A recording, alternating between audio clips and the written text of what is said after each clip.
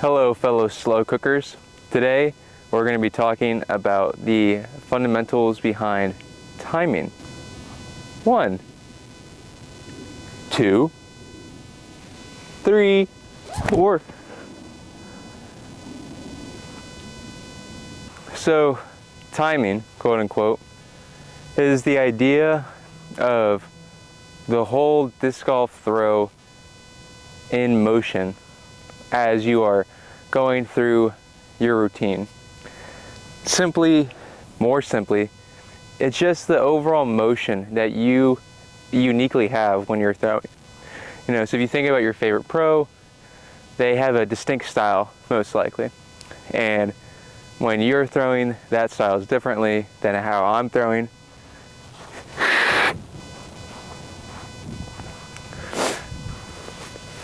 In our own style as we throw, we need to maintain what we call like an ideal timing, an ideal pattern to the way that we're moving to be able to produce a powerful and accurate throw with little effort as possible.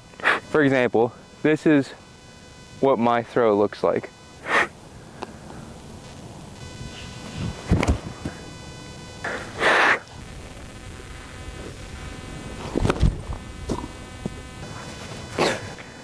I by no means think that my throw is the best throw that's out there.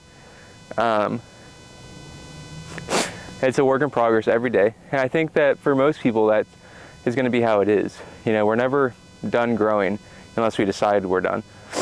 So when it comes to my timing and trying to match the standard that the best throwers in the world are using when it comes to what order of operations that their body is moving in, there's different sections that we can break the throw down into.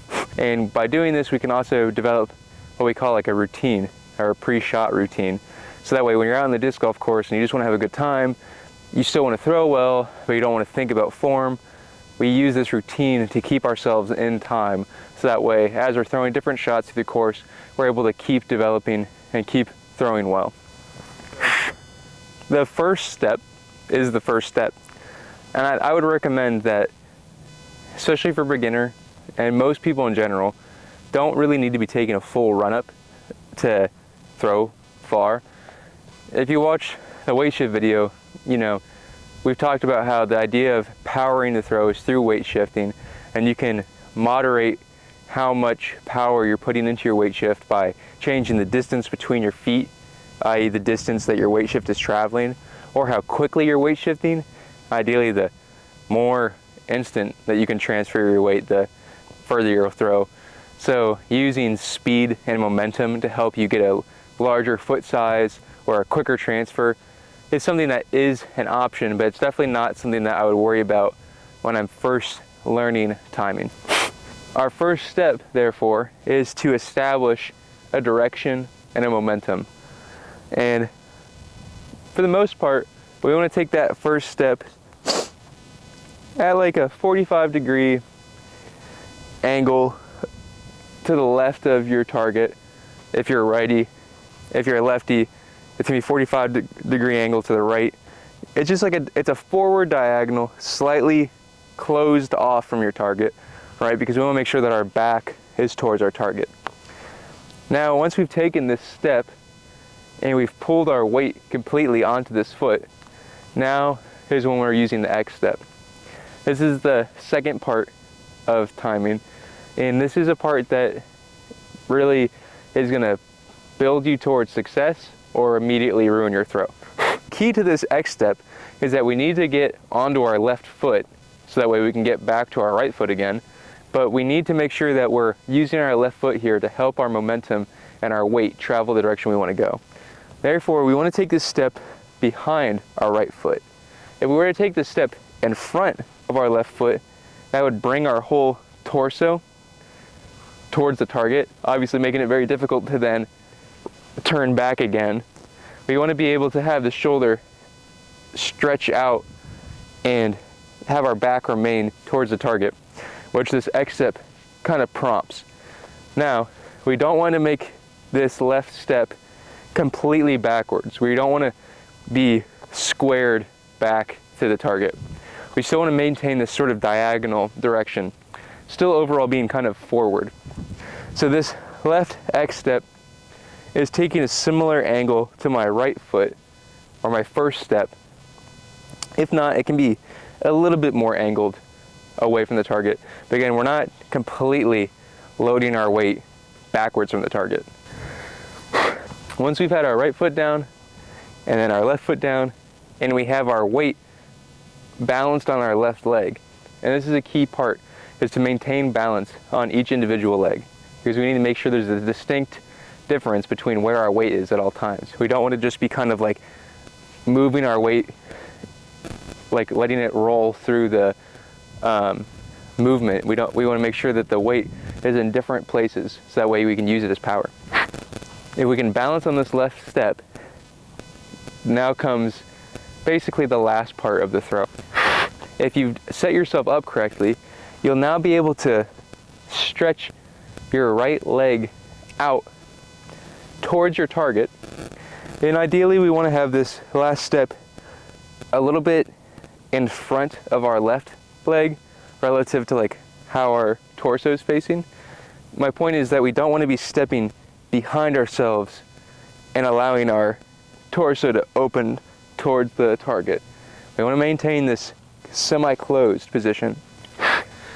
Now, this next part of the timing is probably the most talked about aspect of the throw across all of the internet and all of the disc golf. Like, how is the throw being powered? What is happening in this moment when we're coming off of our left leg onto our right leg, and then all of these muscles are firing and they're pulling the disc and propelling the disc, and how do we do it so that way we can throw super far? And the answer is that to throw super far, it takes a lot of athleticism and a lot of time learning your body and understanding how your body is moving. Remember, your timing and your throw is unique to you. What I would describe this feeling as for you is that as I'm holding my weight on my left leg and I'm tall and I'm strong through this, if you could do a single leg squat, that would be the idea, is that you'd be in that position.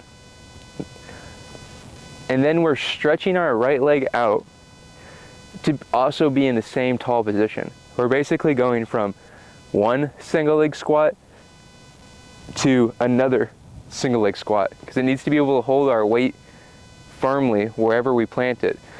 Since we took a step forward and we've taken another step forward, technically like tripping ourselves, we're going to have some forward momentum that's going to want to progress.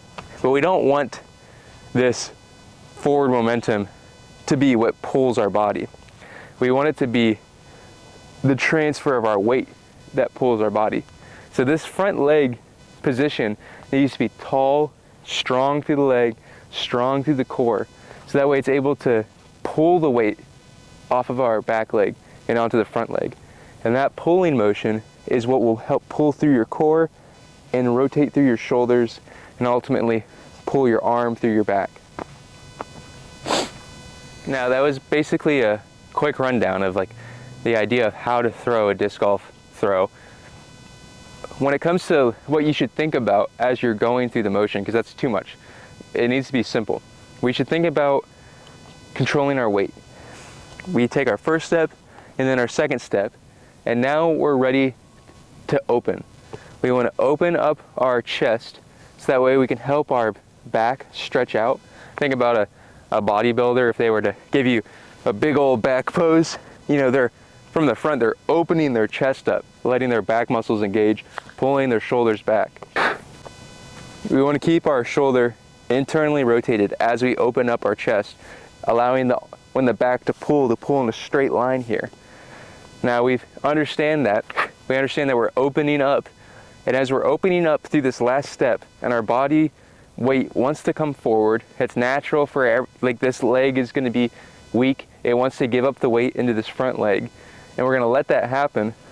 But what we're going to do is, in this tall and open position, we want to have our front hip open too, so that way it's able to comfortably catch this weight. When that happens, it should allow your body to naturally pull through. Open, pull. I'm not stepping onto this front leg, pushing off of my back leg to do that, and then driving my arm forward with my upper body. I'm simply allowing my body weight to transfer into this open position on my right leg. The only kind of like hypocritical thing about that is the idea of open. I'm saying open because we don't want to be closed and hunched. Our upper body needs to be open and broad, and we don't want our hips closed in and pinched. They need to be open to be strong. But I'm not telling you to open your body towards the target. It's more of opening your body towards the left side of your body. We talked about how you're standing on this position and you're kind of angled diagonally. And as this front leg comes forward and it's out in front of us towards the target, relative to our back, it's kind of behind us. So we need to have this foot angled, but still have this hip open so it can receive us. If it's closed, we're gonna kind of get stuck here. We don't want to run into this leg. I know that people talk about this front leg being a brace, because technically it's absorbing your momentum. You know, it's stopping you, especially, you know, if I'm gonna throw super hard, right, and I need as much force to transfer from one leg to the other, so I need to get a big step, and I need to have it happen quickly. It's easier to do that if I run really hard, run really fast.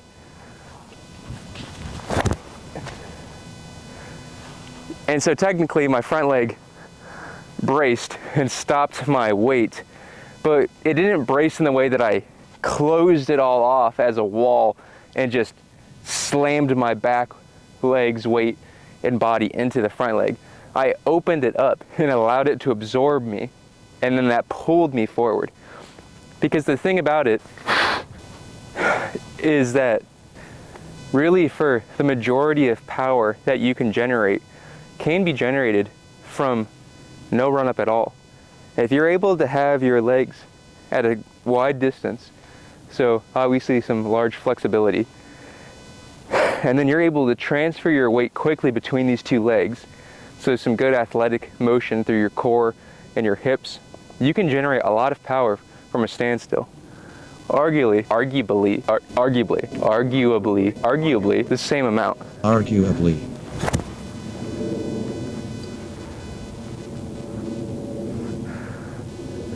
And you know, I'll leave these discs here at the soccer field next to Nevin Disc Golf Course, and you can come out here and measure them and see that obviously the standstill went just as far as the full run up.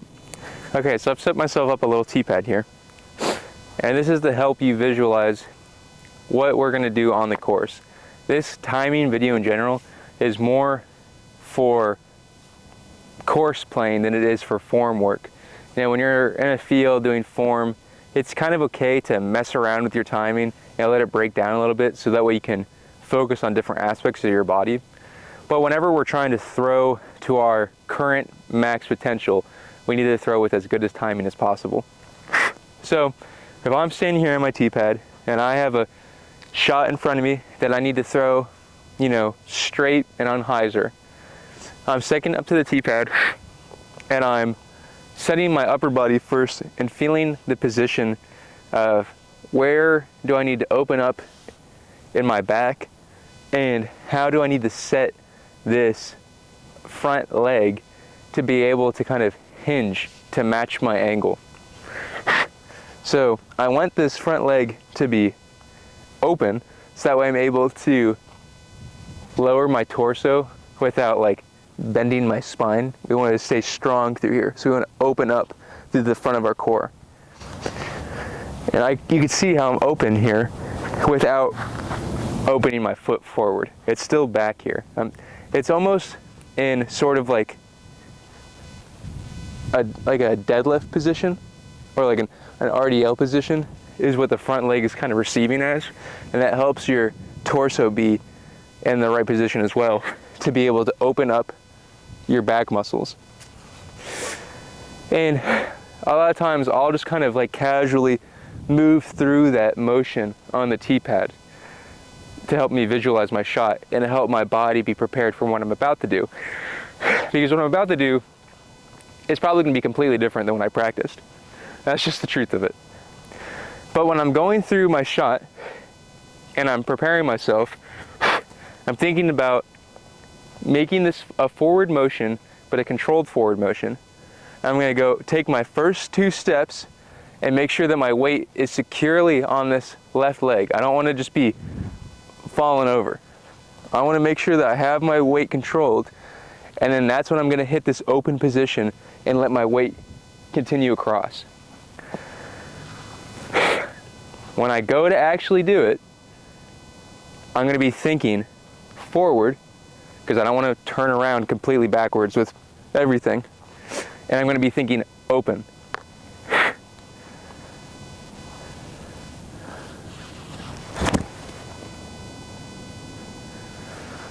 "700 feet. Now, that's what I'm thinking about. That helps my timing. It might be different for you.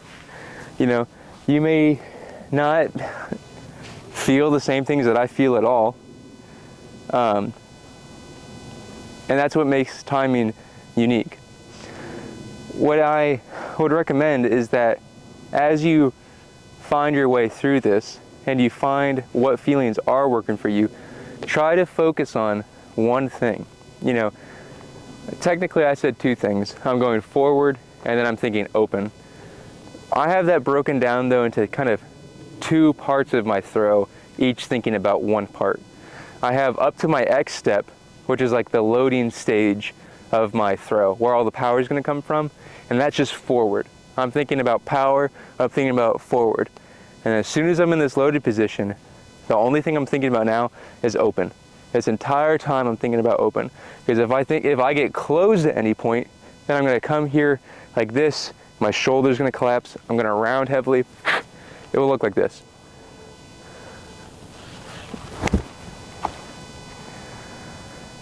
You see, it's not quite the same motion. So for me, thinking about open helps me. And that's just today. That might change.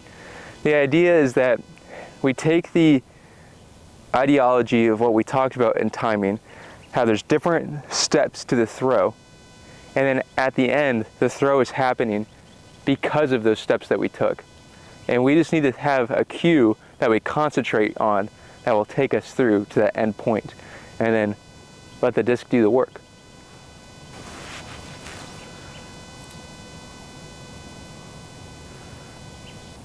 You know, like, why do I come out here and make these videos? Because, like,